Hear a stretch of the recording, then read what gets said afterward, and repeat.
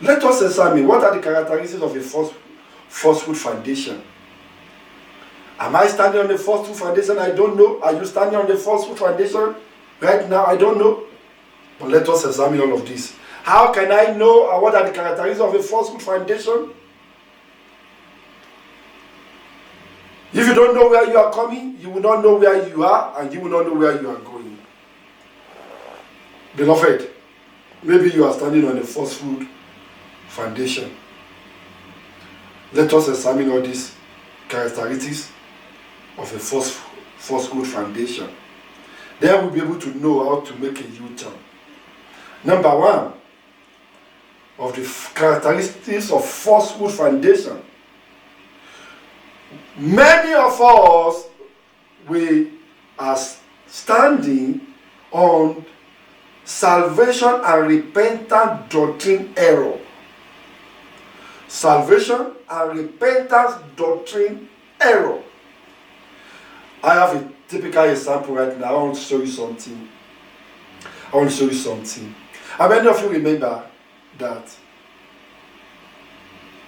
when you first gave your life to Christ, the first day you attended the church or a crusade, and even last Sunday or even today, when your pastor made an altar call? How many of you remember that salvation, repentance doctrine error? Then they will say to us, if there is anybody here who would like to give his or her life to Christ, we have said it many times. I have said it many times. And maybe I will still say it again unconsciously. But I have repented of that. This is it. Hear me?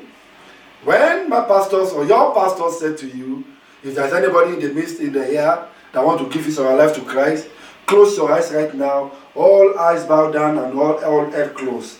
If you want to give your life to Christ, put your right hand on your left eye, put your right hand on your chest now, and say after me, Lord Jesus, I receive you as my personal Lord and Savior. Right now, it's a personal decision. Close your eyes. After you have closed your eyes and after they have made an altar call, and then they said, all the people that have made, or we said that all the people that have made this decision, please now come on to the front, come to the front. They are coming. See, they are coming. Salvation of souls. Okay, in the first instance, when you know that you are going to ask me or going to ask us to go to the front, why do you ask all of us to close our eyes and all this bow down? False foundation. Falsehood repentance doctrine error. And you know what? You know why? So many people, after you have asked them to come front, you don't see them again in church. Because when you say it is a self-decision, why do you now also have to make that the second decision? False salvation. Men were forced unto repentance. And when they are forced unto repentance, they are not genuinely received or conceived of their salvation, because the repentance and the salvations of men are doctrinal error. I'll show you number two. Falsehood foundations that brought you to where you are. Number two is mentorship error. Our forefathers, our fathers in faith has made us to believe that salvation is all about mentorship ability. So if you don't belong to a mentorship, if you don't belong to their mentorship, you are not safe. It's an error of salvation. So therefore they put us onto, or they put you into a tutelage of mentorship.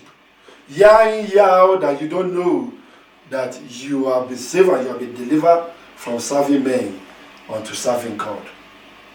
So man has put himself as the mentor of our soul, of our spirit, instead of God as the mentors of our soul, the keeper of our soul. So man made you to believe that once you are not under their mentorship, then you are backslided, or you are not born again. Mentorship error or doctrinal error. Another part of the forceful foundation is sonship doctrinal error. Sonship doctrinal error. Many founders of faith has made me to believe that if I'm not your father, then you are not my son. Then you have lost your salvation. Then where is Jesus Christ on this in our life? God said, repent and return unto me. We have also been made to believe on the fatherhood doctrine, spiritual fatherhood. If you are not a spiritual fatherhood, if I'm not your spiritual fatherhood, then you have lost your salvation, or then there is nothing, your life cannot be balanced. Who says so? Where is Jesus in our life? Fatherhood doctrinal error. Number 5, miracle doctrinal error. Our forefathers in faith, your church, my church, our church has made all congregation believe that our salvation, our religious faith is based strictly on miracle doctrine. If you want to be saved, you need to come to church because that's where you can receive miracle.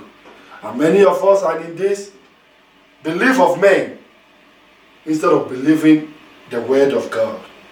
We are miracle seekers. We have turned to miracle seekers instead of God seekers. Prosperity and exploitation doctrinal error.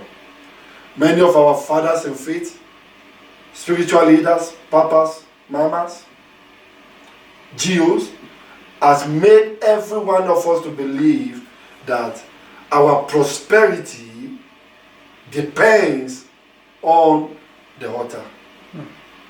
Our prosperity, your prosperity, depends on their exploitation doctrinal error. Many believers, many founders, many pastors, many prophets made you to believe that you cannot prosper, you cannot succeed unless you have 21-day fasting and prayer. These are all doctrinal prosperity exploitation error. Number 7, healing and deliverance doctrinal error. Our falsehood foundations are laid on healing, deliverance doctrine. You can only be healed by the laying of hand. They made us to believe that you can only be healed by taking the anointing oil. They made you believe that you can only be healed by buying materials, by buying spiritual materials. Healing and deliverance doctrine. They've put into our head that every time you have a dream, there is a demonic attack in your life, and it's a demonic attack that's not making you progress in your marriage, in your business, in your career. Therefore, you must be delivered through the man of God and not through the word of God. Number 8, my time is running fast. The evangelism doctrinal error. It has been programmed in our head, in my head, or in your head, that until and unless you go out in the morning, in the evening, in the afternoon, for evangelism with the poster and the sticker on the street, you are not a believer, you are not a Christian. And then you cannot win a soul until you go for evangelism. Number 9, loyalty and kinship doctrinal error. Our forefathers, our father in faith, has conditioned you or conditioned us into loyalty and kinship doctrinal error.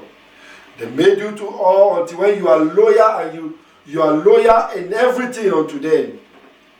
Loyalty to their family, loyalty to their doctrinal error. You can never be born again, or you are not a believer. Many of our forefathers of our foundation are based on biblical lies. Number 10, biblical slight error and doctrinal impartation. Biblical lies.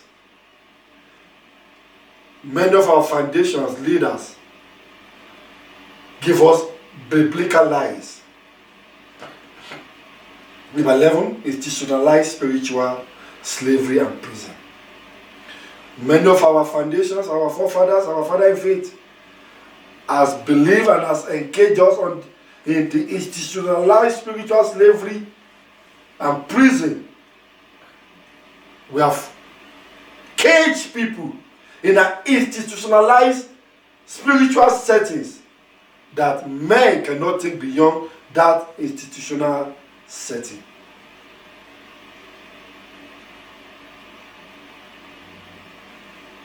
Number 12. Blasphemy and profane doctrine. Blasphemy and profane doctrine. Many of our fathers in faith has imparted fear that they are the Almighty Himself. Thought number anointed, they have made us to believe made you to believe they were untouchable. Hence, they can do all doable. They've conditioned your faith, your salvation, our salvation on blasphemy and profane doctrine. Many of our spiritual leaders or your spiritual leaders, number 13, has built our faith, our fear on condemnation and intimidation doctrinal error. They made us to feel we are the most dirty. They made you to feel that you are the most unwanted person. You are the most devilish person in this whole world. They condemn by intimidating us spiritually, thereby making you to live in a perpetual 24/7 condemnation and follow their own doctrinal error without check and balance. They made you to be condemned, that you are the most sinners. Hence, you find it difficult to even face God, but facing them. Number 14, they've given you false hope. They've given us false faith. They've given us false testimony, doctrinal error. They make us to see false testimony so that you can continuously be loyal to them. False hope. They give you false faith. They tell you all lies. They build you on faith that they cannot sustain also themselves. Therefore, men could not even think about God or Jesus Christ anymore, but on the false doctrinal testimonies. They keep repeating one testimony for you year in, year out. To believe that until you experience that testimony, you cannot encounter God in your own life. Number 15. They've made some of us onto spiritual commercialization doctrinal error. Our foundation are based on spiritual commercialization. These days, look at left and right. Our salvation are on what? Our spiritual commercialization doctrine. And finally, our forefathers, our father in faith, has made us to believe and to stand on over righteousness doctrinal error. Over righteousness doctrinal error. They made us to believe that they are the most righteous, and you are unrighteous, and I am unrighteous, or you are unrighteous. Over righteousness doctrinal error. Beloved, I don't know where you are standing this moment. Did you find yourself in any of these things? Zechariah chapter 1 verse 1 says, in the 8th month, in the 2nd year of Daniel came the word of the Lord of Zechariah, the prophet saying, the Lord had been so displeased with your fathers. These are the reason why God is displeased with our fathers. Because they have made men to be on a wrong foundation. Therefore say unto them, thus said the Lord of hosts, turn ye unto me, and I will turn unto you, said the Lord of hosts.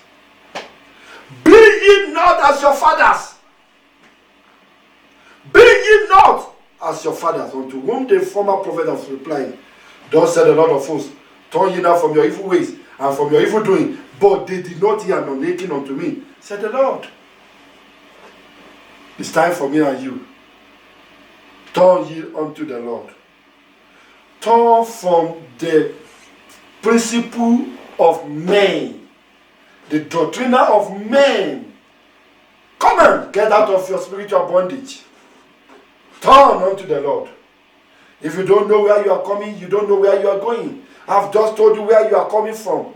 90% of us are coming from this tradition of men of God. Won't you turn back right now? Won't you make a U-turn and follow Jesus Christ, the author and finisher of your faith?